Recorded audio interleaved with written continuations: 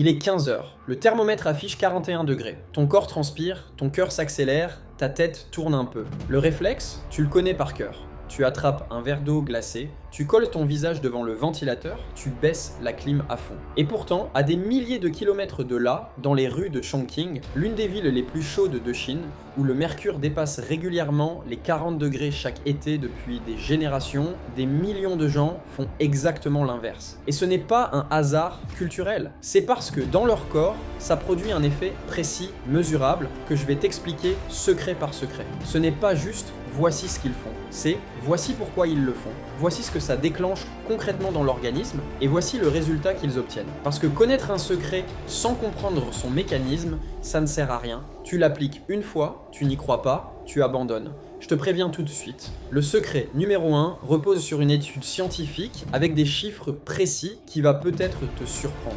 Et le numéro 8 t'explique enfin pourquoi tu dors si mal certaines nuits de canicule, même épuisé. Mais avant d'y aller, si ce contenu t'apporte de la valeur, laisse un j'aime, un boost, un commentaire et abonne-toi à la chaîne. On y va. Secret numéro 1, boire chaud, pas glacé. Premier réflexe, le plus contre-intuitif de la liste. En Chine, même en pleine canicule, on continue de boire de l'eau chaude ou tiède. Voici ce que ça déclenche réellement dans le corps. Un chercheur de l'université d'Ottawa, Holly Jay, a testé ça en laboratoire. Des cyclistes pédalaient pendant 75 minutes en buvant de l'eau à différentes températures, de 1,6 à 50 degrés. Résultat, quand ils buvaient chaud, leur corps transpirait nettement plus. Et cette sueur supplémentaire, en s'évaporant, évacuait davantage de chaleur qu'elle n'en apportait. Concrètement, dans l'étude, boire chaud faisait perdre 56 kJ d'énergie sous forme de chaleur, contre seulement 21 kJ avec une boisson glacée. Autrement dit, ton corps se met à transpirer pour évacuer la petite chaleur apportée par la boisson. Et ce mécanisme de transpiration fait perdre bien plus de chaleur au total que ce que la boisson chaude a apporté. Le piège, et il est important, ça ne marche que si cette sueur peut s'évaporer. Si tu es dans un air très humide, avec beaucoup de vêtements, ou si tu transpires déjà tellement que la sueur coule sans s'évaporer, la boisson chaude n'aide plus, elle ajoute juste de la chaleur en plus. Le chercheur lui-même précise que l'effet reste modeste à l'échelle du corps entier, mais le mécanisme, lui, est bien réel et mesuré. En buvant tiède plutôt que glacé pendant les pics de chaleur, tu actives un mécanisme de refroidissement actif par transpiration-évaporation, au lieu d'un simple choc thermique de quelques minutes suivi d'un retour à la case départ. Comment l'appliquer? Remplace un verre glacé par jour par une boisson tiède dans un endroit ventilé où ta peau reste sèche, jamais dans une pièce surchauffée et confinée, où la sueur ne s'évapore pas. Voilà, tu l'as compris. Mais l'eau chaude, c'est une chose. Maintenant, ce que tu manges à côté agit sur un mécanisme totalement différent et il concerne un fruit dont tu jettes la partie la plus active sans même le savoir. Secret numéro 2, la partie de la pastèque que tu jettes. Tu manges la chair rouge, tu jettes l'écorce verte et entre les deux, tu jettes aussi la partie blanche. En Chine, cette partie blanche a un nom, Xigua Kuiyi, et elle ne finit pas toujours à la poubelle. Voici pourquoi. Cette couche blanche concentre deux composés précis. D'abord, plus de potassium et de fibres que la chair rouge elle-même. Le potassium est justement le minéral que tu perds massivement en transpirant. Et son manque provoque cette sensation de jambes lourdes et de fatigue musculaire typique des jours de canicule. Ensuite, elle contient de la citrulline, un acide aminé que le corps transforme en arginine, laquelle stimule la production d'oxyde nitrique. L'oxyde nitrique est une molécule qui dilate les vaisseaux sanguins et améliore la circulation. Une meilleure circulation, ça veut dire une meilleure capacité du corps à transporter la chaleur interne vers la peau pour l'évacuer. Résultat, en mangeant cette partie blanche, tu ne fais pas que t'hydrater, tu réintroduis du potassium perdu par la sueur et tu soutiens la circulation sanguine qui permet justement d'évacuer la chaleur vers l'extérieur du corps. Comment l'appliquer? Garde 2-3 cm de la partie blanche à chaque pastèque, coupe-la en lamelles fines, mange-la telle quelle ou en salade avec un peu de citron. Zéro coût, zéro effort, et tu récupères un minéral que ton corps réclame justement en été. Et puisqu'on parle de potassium perdu par la transpiration, il existe une soupe que des millions de foyers chinois préparent dès que la chaleur arrive pour la même raison exacte. Secret numéro 3, la soupe qui compense ce que tu perds en suante. Le haricot mungo, aussi appelé soja vert.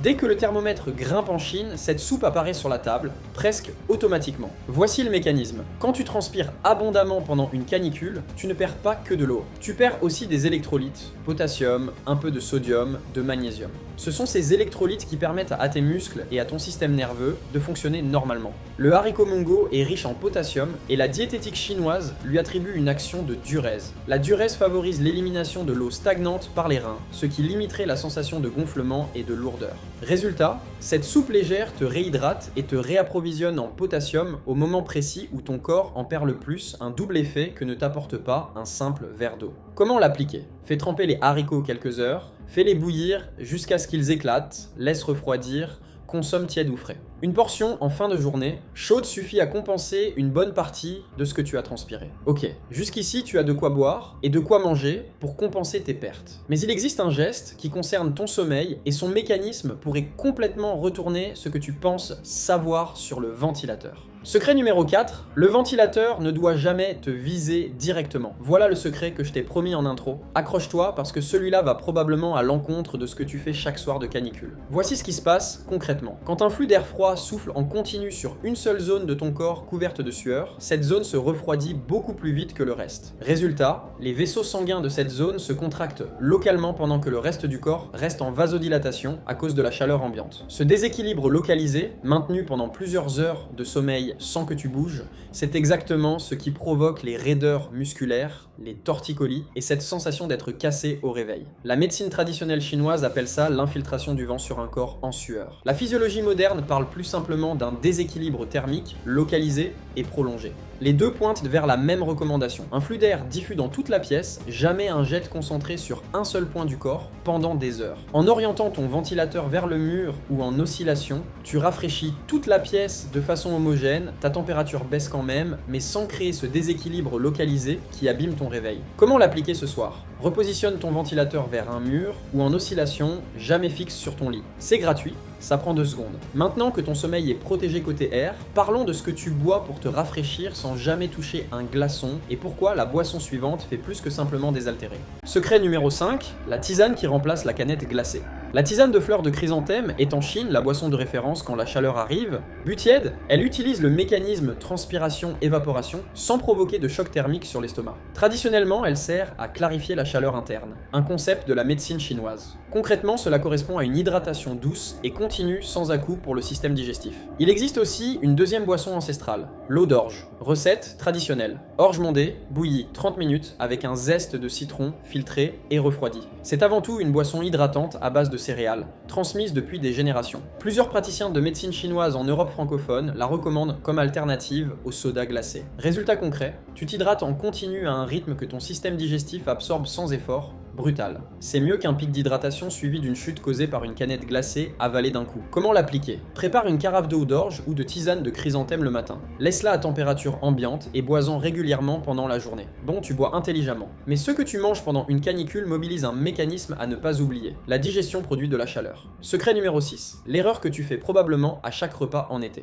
Manger un plat très gras ou glacé pour se rafraîchir est exactement l'inverse de la diététique chinoise. Chaque digestion demande de l'énergie et augmente légèrement la température corporelle, c'est l'effet thermique des aliments. Plus un repas est lourd et gras, plus cet effet dure longtemps, parfois plusieurs heures. En pleine canicule, ajouter un repas qui génère de la chaleur interne oblige ton corps à gérer 2 sources de chaleur. La médecine chinoise parle aussi du froid de l'estomac pour les aliments trop glacés qui perturbent la digestion. Résultat, en mangeant léger avec des légumes de saison à température ambiante, tu réduis la charge thermique digestive. Comment l'appliquer? Pendant les pics de chaleur, privilégie une salade à température ambiante plutôt qu'un plat gras sorti du frigo. Ce que tu manges compte, mais il y a un facteur horaire précis que la médecine chinoise place au-dessus de tout. Secret numéro 7, la fenêtre horaire à ne jamais forcer. 11h à 17h, retiens cette plage horaire parce qu'elle change tout. Pendant cette fenêtre, ton organisme envoie davantage de sang vers la peau pour évacuer la chaleur. Ce sang en moins disponible pour les muscles et organes oblige ton cœur à pomper plus fort. Ajouter un effort physique entre 11h et 17h demande au cœur de gérer 3 charges en même temps. C'est précisément dans ce créneau que le risque de malaise et de coups de chaleur est le plus élevé, selon les autorités sanitaires. La médecine traditionnelle chinoise associe l'été au feu et au cœur comme organe le plus exposé. La cardiologie moderne pointe la surcharge de travail cardiaque pendant les pics de chaleur. Ainsi, en évitant l'effort physique entre 11 H et 17 H, tu évites de surcharger ton cœur. Comment l'appliquer? Décale tes courses, ton sport, tes trajets à pied avant 11 h ou après 17 h.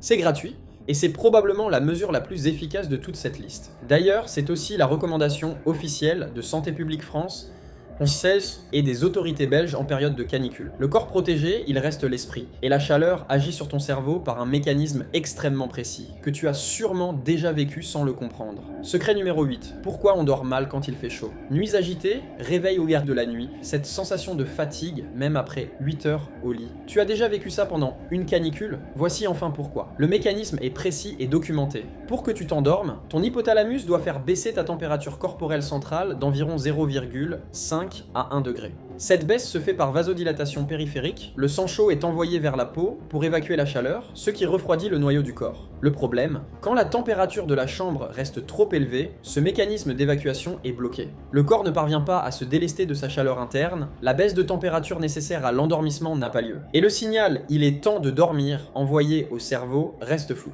Les phases de sommeil profond et de sommeil paradoxal, celles qui permettent la récupération physique et la consolidation de la mémoire, sont les premières à en pâtir. La médecine chinoise appelle ça un excès de chaleur qui agite le chêne, l'esprit. La médecine du sommeil moderne parle d'un blocage du mécanisme de thermorégulation nécessaire à l'endormissement. Concrètement, les deux décrivent le même phénomène observable. Tu ne t'endors pas mal par manque de fatigue, tu t'endors mal parce que ton corps ne parvient pas à baisser sa température. Ainsi, en calmant ton mental avant le coucher et en associant ça au secret numéro 4, un flux d'air diffus, jamais direct, tu aides ton corps à réaliser plus facilement cette baisse de température indispensable à l'endormissement. Comment l'appliquer? Coupe les écrans 15 minutes avant de dormir, prends une douche tiède, pas froide, ça déclencherait l'effet inverse par vasoconstriction. Et laisse le ventilateur en oscillation. Bon, tu protèges ton cœur, ton esprit, ton sommeil, mais il y a une zone précise de ton corps que la tradition chinoise protège en priorité, et c'est très exactement la zone que tu exposes le plus au soleil. Secret numéro 9, les deux zones qu'il faut couvrir, pas découvrir. Réflexe occidental, dès qu'il fait chaud, on se découvre au maximum tête et nuque comprises. Réflexe chinois, on protège précisément ces deux zones.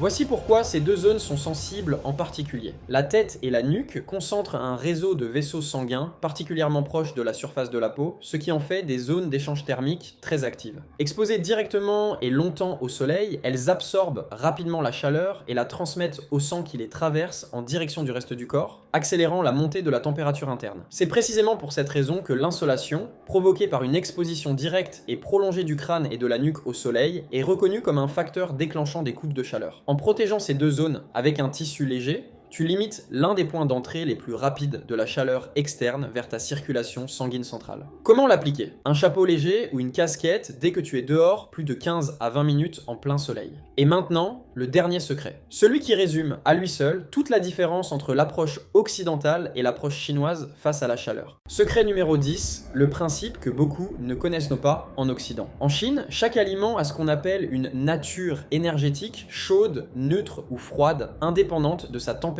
réelle au moment où tu le manges. Voici ce que ça signifie concrètement.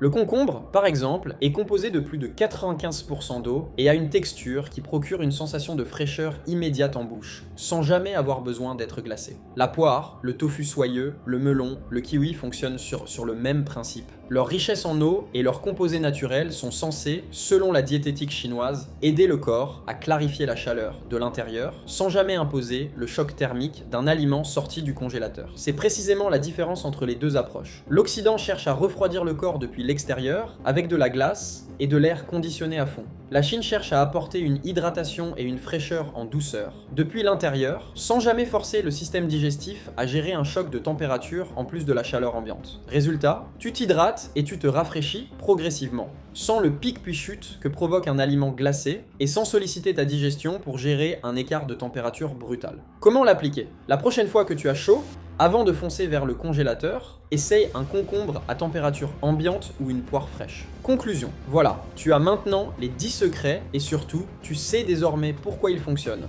pas juste ce qu'ils sont. Maintenant, soyons clairs, Ces principes viennent en grande partie de la médecine traditionnelle chinoise, transmise depuis plus de 2000 ans, et certains d'entre eux, comme la boisson chaude ou la protection de la tête, sont aujourd'hui confirmés par des mécanismes physiologiques que la science moderne a mesurés et documentés. D'autres, comme la notion de nature énergétique des aliments, restent des concepts traditionnels sans validation scientifique occidentale directe. Même s'ils s'appuient souvent sur des propriétés nutritionnelles bien réelles, dans tous les cas, ce ne sont pas des traitements médicaux. Ils ne remplacent en aucun cas les recommandations sanitaires officielles en cas de canicule, ni un avis médical si tu ressens des vertiges, une confusion ou un malaise important. Tu n'as pas besoin de tout appliquer d'un coup. Commence par un seul geste cette semaine, le ventilateur orienté vers le mur ou une boisson tiède à la place d'un soda glacé, et construis tes réflexes petit à petit. Alors dis-moi en commentaire, lequel de ces 10 mécanismes tu ne connaissais pas? Le numéro 1 avec ses chiffres précis ou le numéro 8 sur le sommeil ont de grandes chances de t'avoir surpris. Et si tu en connais d'autres, partage-les, on est une communauté ici, on s'entraide. Si cette vidéo t'a appris quelque chose, laisse un pouce bleu, ça aide vraiment la chaîne à toucher plus de monde. Et si tu veux aller plus loin et te préparer sérieusement pour cet été, j'ai préparé un guide complet avec des réflexes concrets à appliquer chez toi. Le lien est juste en dessous dans la description. Abonne-toi, active la cloche et je te retrouve très vite pour une prochaine vidéo sur éco-décryptage. Prends soin de toi et reste au frais.